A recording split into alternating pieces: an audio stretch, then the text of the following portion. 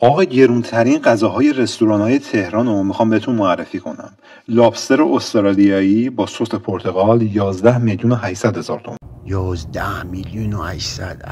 یک روزی وضعم خوب بشه مجبور بشم حالا رو درواسی گیر کنم که این غذا رو من بخورم، بعدش باور کن میرم خانه لنگام دراز میکنم، راه نمیرم که این غذا هضم بشه. باور کن، یعنی معدم میذارم روی دور کند، یواش یواش این هضم بشه، 1 ماه طول بکشه. روش هیچی نمیخورم که مزش از بین بره، روزه میگیرم اصلا بعدش 1 ماه. آره که مزش از بین نره، 1 تیکشی میکنم میذارم این گوشه لپم همینجور خیس بخوره. حتی گوزم نباید داد، گوزشم حیفه. رضا 11 میلیون 800. ای خاک به سر اشکن خورت کنن رضا.